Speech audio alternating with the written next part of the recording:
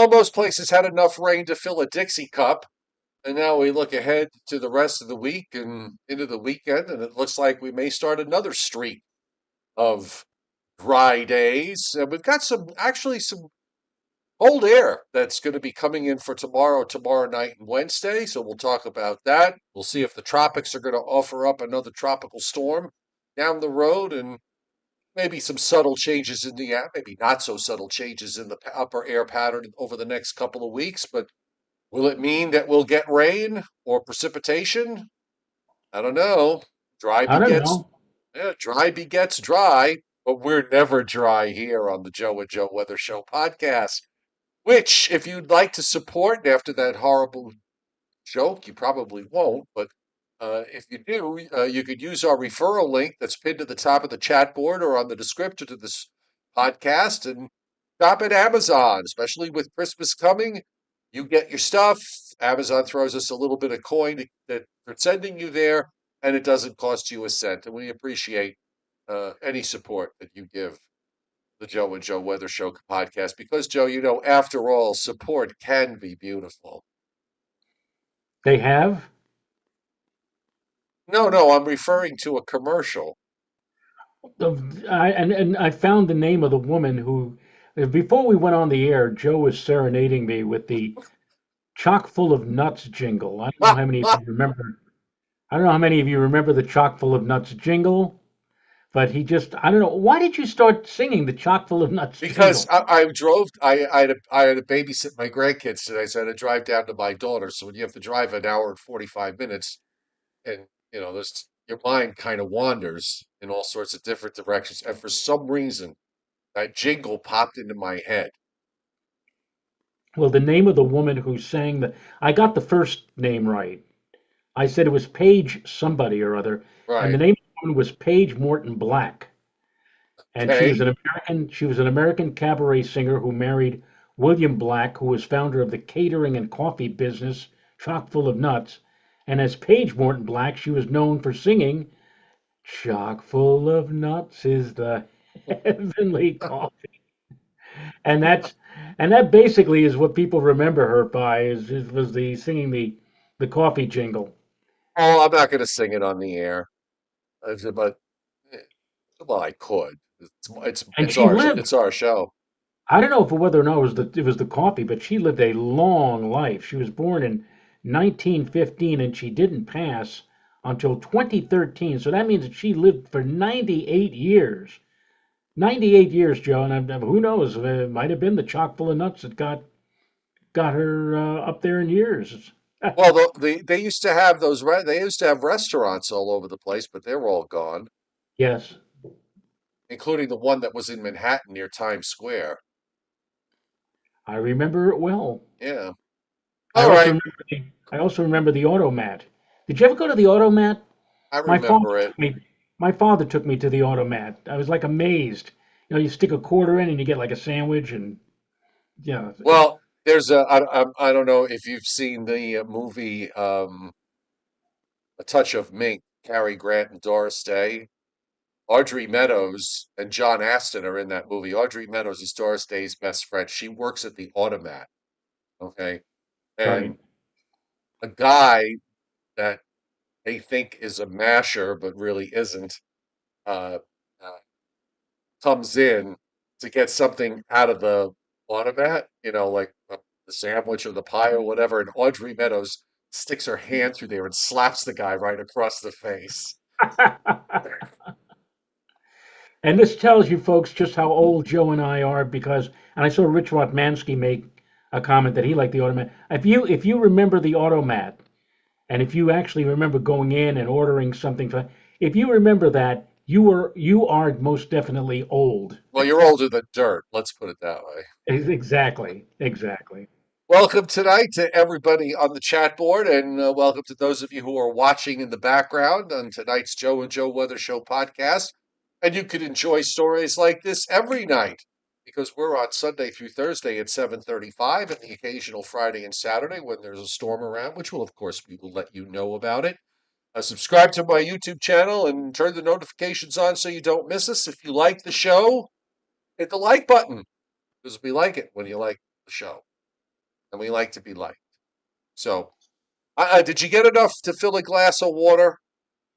You know, it's a funny thing. I never did look at the rain gauge on our weather station, but it no, we probably didn't get that much.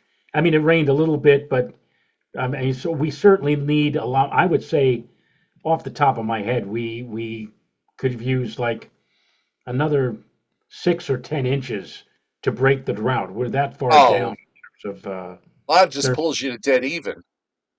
If it just 8 inches will probably pull you to dead even because that's about the deficit. Since early September, it's gotten really bad. I mean, the rain last night really didn't do much of anything to dent this, and of course tomorrow, with really dry air coming down from Canada and a northerly wind, uh, you're probably going to have some fire risk again. Yeah, here we go again. Much of the area, much of our Hudson Valley region is under a red flag advisory again for tomorrow. And probably it will be that way for much of the week because we've got gusty winds. Tomorrow, winds could go over 30 miles an hour, so the leaves will be flying tomorrow, as they were to a degree today. And also, we're looking for colder temperatures, Joe. Tonight, by the standards of mid November, it's going to be a relatively mild night with readings in the 40s to near 50, but tomorrow, no better than the low to mid 50s at best, and maybe not even into the 50s on Wednesday. Well, it looks like some colder weather coming, but then we warm up again toward the end of the week into the upcoming weekend. Yeah, the excuse me, the Tuesday night, Wednesday, probably coldest it's been since back in early May. Well, I did see something. I think I saw Lee Goldberg make a comment, or he had and in fact, he had a post Well, on if his. it, and if Lee and if at least says it, it must be true. So go on. Well, yeah, he said that this would be the coldest that Central Park has been since April the 5th. So that Really, is it goes back to April. all the way back to April. Yeah. Wow.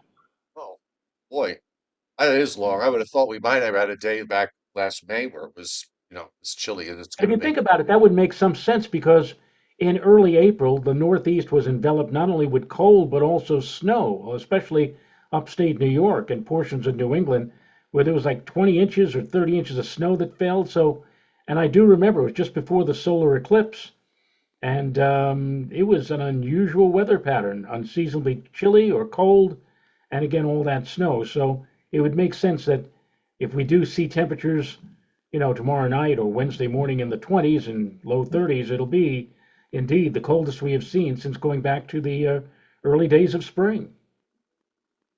Well, um, we seem to be getting used to these long stretches of, let's call it non-weather, which is really a misnomer. I shouldn't really use that phrase because even when there's no weather going on, there is weather There is going weather. on. Right. Yes. But we do have red flag warnings up for the Hudson Valley. We have red flag warnings up for Massachusetts, Connecticut, and Rhode Island. And this is for tomorrow, so beware. Still wildfire risk out there. And you know what? Even the surrounding areas, Long Island, New Jersey, and areas further north into upstate New York, and perhaps even into southern Vermont, New Hampshire, there's probably going to be some risk there as well because, I mean, it's just been so bone dry. We have no the weather watch advisories that are up are basically the minor stuff. We don't really. Oh, there's one county in northern Washington that has a winter storm watch up, northeastern Washington. Otherwise, I mean, it really is dead quiet. It's not like we have flash flood warnings up or flash flood watches or tornado watches with severe weather because none of that's going on. It's just a very, very quiet day across the U.S. The remnant circulation of Raphael is sitting right off the coast of southeast Louisiana, and you can see there's some moisture and a blow up there uh, south of the Florida Panhandle, but that's all that's left of Hurricane Raphael. In the meantime, in the east, there is another upper trough that has to work through tonight into tomorrow morning, so it's really behind that upper trough that you get the let's call it the real cold air. that'll come in for tomorrow night, and Wednesday. Otherwise, it was a really nice sunny day from southern New England down to north to Georgia, and then west across much of the Gulf states and the Ohio Valley and back up into the plains and Rockies. We've got heavy cloud cover out in the west because that's where we've got some rain going on tonight. You can see it there. Patches of some heavy down showers and heavy downpours in Washington State and Oregon and the western parts of those states, and some lighter precipitation. Probably some of this is in the form of light snow in elevated areas in Idaho and northern Nevada, and we've got a batch of heavy showers crossing the southern parts of California and moving eastward. And also, we do have some showers going on in upstate New York. There's two lines of showers, one that's east of I-81 and another one that is now coming in into westernmost New York and into northwest PA. And those are moving straight east. Some heavier rain up along and north of the St. Lawrence River. And that's about it as far as precipitation goes. There's that patch I was telling you about with what's left of Raphael. Storm Prediction Center has no organized severe weather forecast for tonight. Tomorrow, they've got a small area of marginal risk in northwest Texas and parts of western Oklahoma. And then as we go on to Wednesday, we're looking at a small area in southeast Louisiana and southern Mississippi. I'm going to check the fire. Let's see where the fire risk is elevated tomorrow. Not in the east, oddly enough. Elevated in Southern California, north of Los Angeles, it seems, or in and around the LA area. You got elevated fire risk there, and we rarely pull these up. This is the day 3 to day 8 fire risk, and all they say is predictability too low, which you know what that means, Joe. It means that there's going to be fires someplace, but we're just not sure where. Right. Yeah, Right. it's And yeah, I'm just agreeing with you, Joe, on that point. yeah. Uh, Rainfall, and the white area is back. No rain for the next 7 days. Northern New Jersey, Long Island, Connecticut, Rhode Island. You know, it's such a shame. It looked like this next weather system for Thursday back days ago looked like a nice, robust system with a strong cold front. Yes. And it's just, it's going to completely fall apart because of what's going on out in the ocean. Because you got an ocean storm that's developing and heading up toward Atlantic Canada. So it's basically blocking that from moving east and forcing whatever moisture there is to move southeast, and the system just falls apart. Yeah, it's interesting. I remember a week ago, some of the local television weather forecasters were alluding to the little bit of rain that we were going to get for late Sunday, but then they said, but you know what really looks promising is what's coming our way on Thursday. Well, here's the irony of the whole situation. The little bitty rain that they were talking about actually amounted in some places up to about a quarter of an inch. And that's going to stand out because we get to Thursday, and now instead of a really nice, hefty rainfall, as you point out, Joe, probably we're not going to get a drop. So Yeah, there you it is going to be in the Ohio Valley. It is going to be in the Tennessee Valley and the central Gulf states. And even for me, they're giving me 3/4 of an inch to an inch here in North Georgia. From their forecast to God's ears, because I got a whop since Helene 0.03, and we were extremely dry going into that rainfall from Hurricane Helene. So because we hardly had any rain from the beginning of August, which was like the last time we had some really heavy rain, and then minimal amounts until we got Helene, got 8 inches of rain from Helene, and until yesterday when we got a .03. We went 43 days here without a drop of rain of measurable rainfall. But also in the southern and central plains, looking at areas of an inch and a half across southern Kansas and northern Oklahoma, and of course, you're getting bombarded in the Pacific Northwest with several to many inches until further notice there. Northwestern California, all the way up through western Oregon and Washington, and on up into Vancouver and the rest of British Columbia. So, this is what we're talking about here for Thursday. First of all, uh, this big high, where it's going, if this were January with Joe with a snow cover on the ground, let's say if there was snow cover on the ground in New England and in eastern Canada, with a fetch like that coming down from northeastern Canada down the coast, this would be one of those, you know, Hudson Valley wind events where you just you see really cold temperatures out of it. And it's not January, clearly. Obviously, there's no snow cover anywhere, including a good chunk of eastern Canada. But there is cold air, and that's going to probably mean that we may see a lot of 20s away from the warmer urban areas Wednesday morning. If it were, and I noticed you said, assuming snow cover. I mean, let's take one thing at a time.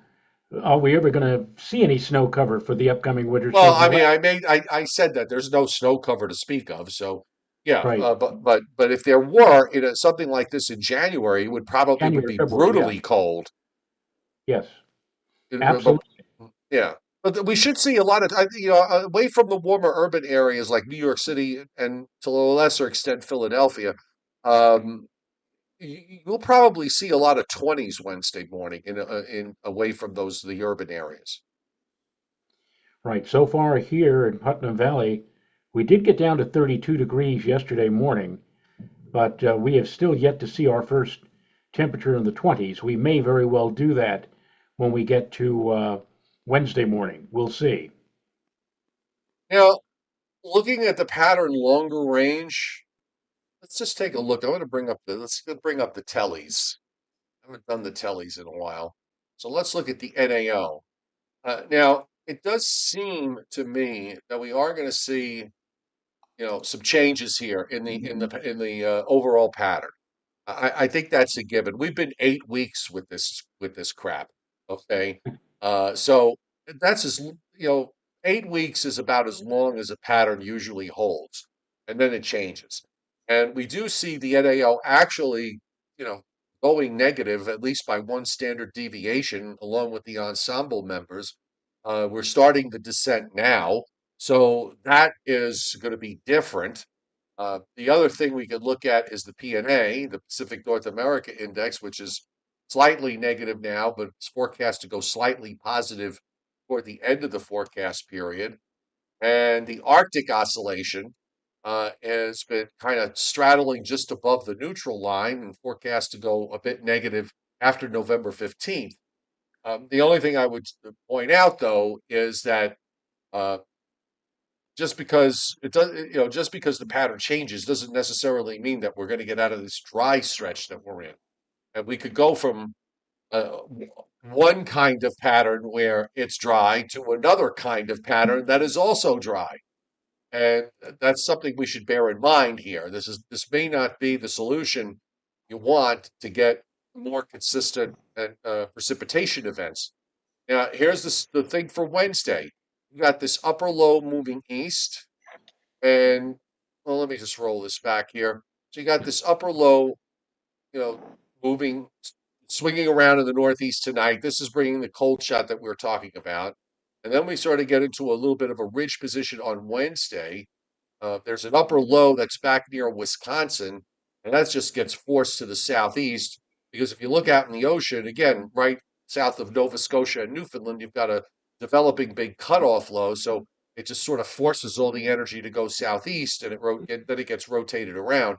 So I don't know about, I'm a little dubious though about how warm it's going to get this weekend. If we've got, a spinning upper low and surface storm system out to the east, it may not get that warm. If it, it may be back to seasonal, but I don't think it's going to get, we're certainly not going to go back into record highs with an upper air pattern like this. Well, if it gets down into for high temperatures now, if we get into the 40s to around 50 on Wednesday and only in the low 50s, let's say on Thursday, if we get back to near 60, I'm not talking about the warm Right. temperatures we've been enjoying of late. But relatively speaking, by the time we get to Friday and the weekend, it'll be a nice change, and it will be, for those who have become acclimated to the brief cool down or chill down midweek, it'll feel rather nice again by the time we get to the weekend. And you can see, by the way, as we go into next week, there actually is, you have higher than normal pressures building all across Greenland and the Davis Strait and northern Canada. So the pattern does start to look a bit blocky here. You have a cutoff that's off the east coast. You got another one dropping down into the west, kind of a flattish ridge in the middle, and another one from the Aleutians that's dropping down into the Gulf of Alaska. But again, are you going to get to a position where you can get some short waves to come into the east and do something? And this particular model run makes an awfully big cutoff low there in Iowa and Illinois and Wisconsin. I mean, this is a colder look, certainly, when we get toward the weekend before Thanksgiving and for Thanksgiving week. So, I mean, it does look like the pattern is definitely changing, but I want to see how this all plays out before we start jumping up and down and celebrating. The other thing is, again, we're still dealing with lower than normal pressures in the Caribbean, so don't be shocked if another tropical storm pops out of there. We've had a couple of models runs last night, both the GFS and the European, trying to take something into South Florida later next week. Uh, the day run, then they had a couple of runs where it didn't really show much of anything. Or in the case of the European, it's got it buried deep into the Southwest Caribbean as a hurricane, and never gets out. But you know, it does look like the southeast ridge seems to be maybe going away for a while. So that's I think that's plus over the long haul. And then as you look at the surface, here's our big high for tomorrow and Wednesday. Here comes this system from the Central Plains, goes up into the Great Lakes. Again, the energy sort of gets forced. This run of the GFS actually wants to bring some rain into Pennsylvania. Actually, has a little bit of snow in northeast PA. But Wednesday's going to be chilly. Thursday, if there's a lot of clouds, it may be just as chilly, Joe. Uh, just that there's no sun to warm things up. And then after that, I mean, Friday and the weekend, I guess they look okay. As you said, probably getting back to seasonal. Then there's some kind of front that comes through on Monday with some showers, and then that goes by. Meanwhile, out in the west, you got all this energy that keeps coming in off the Pacific, wave after wave of rain and mountain snows. Then eventually something comes out of Texas and runs up into the Great Lakes. This would be a week from Wednesday. And then, of course, you see there's a tropical system there that comes out of the Southwest Caribbean and then through the Northwest Caribbean into the Gulf of Mexico and over Florida. But we do seem to have a colder look to things as we get to about a week before Thanksgiving and for Thanksgiving week. It would seem that we're probably going to be trending colder. And that might open up maybe the lake effect spigots around the Great Lakes and up into upstate New York and western PA. Yeah, it's going to be this is as late as Thanksgiving can come, November the 28th. So we still have some time to work on getting it colder. For those of you who would like to see it get colder by turkey time, the one thing that stands out in my mind, Joe, for this upcoming week are the winds. The winds tonight, especially after midnight, after a front moves by, start gusting up to 20, 25 miles an hour or more. Tomorrow we'll see wind gusts from the northwest as high as 30 or maybe even 35 or 40 miles an hour. We'll still have gusty winds into at least part of tomorrow night. Then there'll be somewhat less wind, although still rather breezy on Wednesday, unseasonably chilly for Thursday. And then here we go again. The winds will start picking up on Friday. And I think on Saturday, it'll be in the mid 50s. It's seasonable or near seasonable temperatures, but it's going to be windy again with those winds gusting to 20 and 30 miles an hour. So a lot of the leaves that have already fallen, and around where I am right now, I'd have to say that about 70 or 75% of the leaves have come down. And I suspect that now over the next 4, 5, 6 days, they'll be just flying around in the air with these strong gusty winds. And again, dry, no precipitation to be concerned with, but again, kind of an up and down pattern in terms of temperatures. I've got lows tonight of 44 to 48 here in the Hudson Valley, near 50 or 54 for tomorrow for a high. Then we tumble down to the mid 30s and mid 20s, depending upon where you're located tomorrow night. And then on Wednesday, we'll give it the good old college try, but I think there'll be a lot of places on Wednesday, in spite of bright sunshine, probably either falling just short of or just barely hitting 50 degrees. And with the way the winds will be gusty, especially in the morning, there'll be a rather significant chill factor, I think, as well. And then, as we mentioned, Joe, upper 40s, near 50 maybe on Thursday, low to mid 50s on Friday, mid 50s, maybe a few upper 50s on Saturday. And again, mid to upper 50s will feel a lot nicer than what we're going to be subjected to for Wednesday, with those highs barely making it to 50. And then for Sunday and Monday, yeah, if you're hoping for a repeat of the 70s and even near 80-degree temperatures, I don't think so. But 60 is not bad for the middle part of November, and we just may get back up there again by Sunday and Monday of next week. All right, let's do a little Briller Jeopardy. Excuse me. And I think I have the questions. You do. I Yes, you do. do. So let me go get them, if you don't mind here. Look for Mr. Briller's. Ah, yes, and here they are. And yes, on this Briller Jeopardy for tonight, the average highs, we're still on average highs in the month of November in these select cities, starting with, and this is the average high that you would expect in November. And the first city tonight is New Orleans. Joe? New Orleans Joe. Uh, hmm, I'll say for November, Yes, I'll say 62.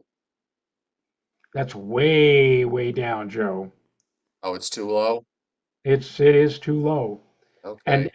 and guess what? Well, I had a long day today, so All right, I understand. You were in the car and watching your grandchild and everything. 71, and it was hit by Rich Rothmansky. So, Rich, here's a bell ring for you.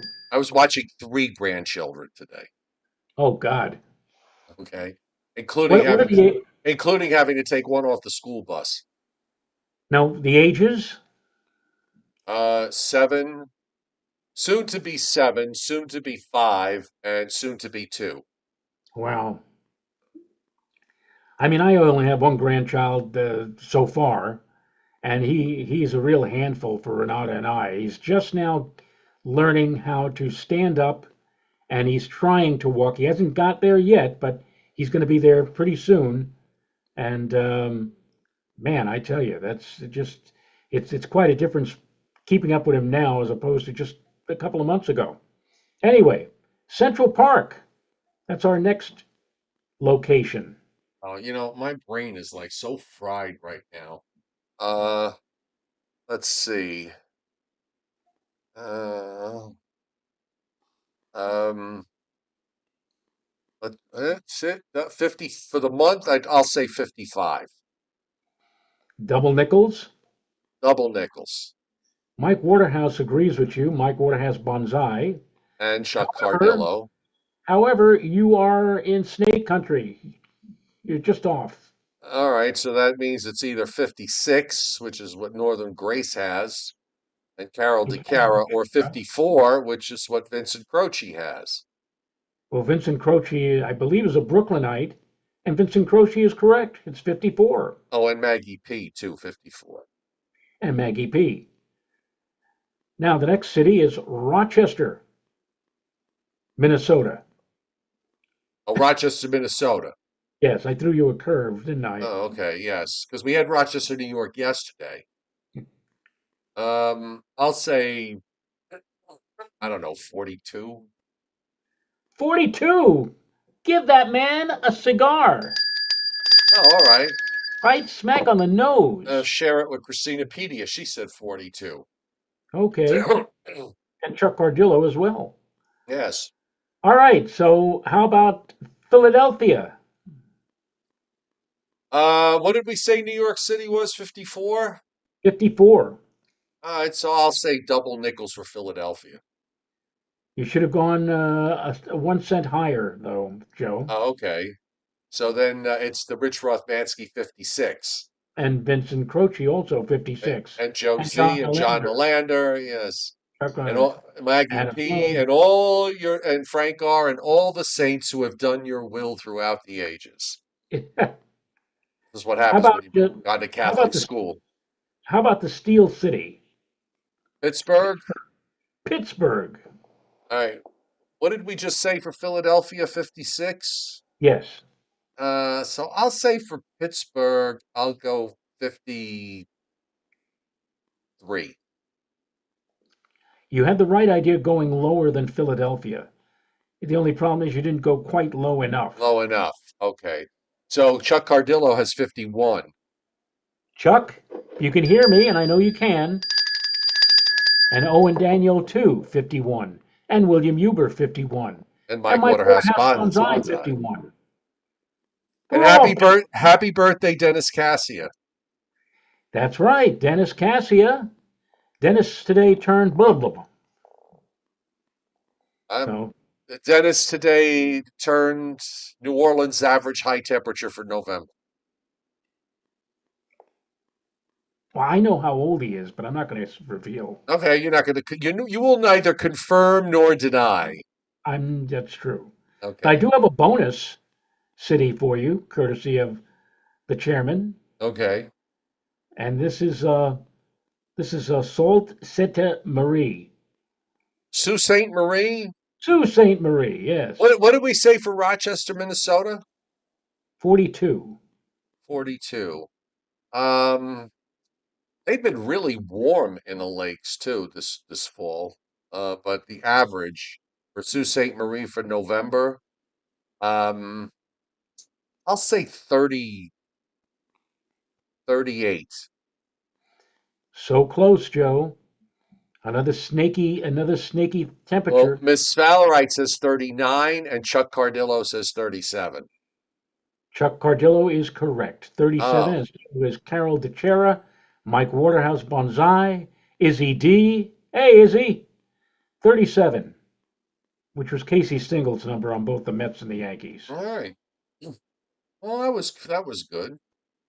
Yeah. Okay, so I guess we'll just see everybody tomorrow. I don't know, as I've gotten older, and you know how long I used to commute to get to work, Joe. Um, and it's an hour and 45-minute drive to my daughter's house each way. These drives are just wiping me out. They really are. I can't do this anymore, but that's my problem. So, When do you think it's now? It now gets to the time where you start thinking about, when is going to be the last time that you'll get behind the wheel of a car? oh, good God, I'm not even anywhere close to that. Will you stop going down that particular road?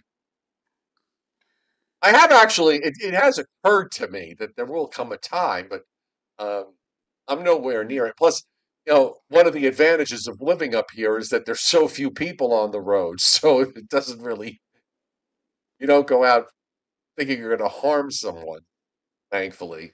Knock on wood, you know, knock on wood.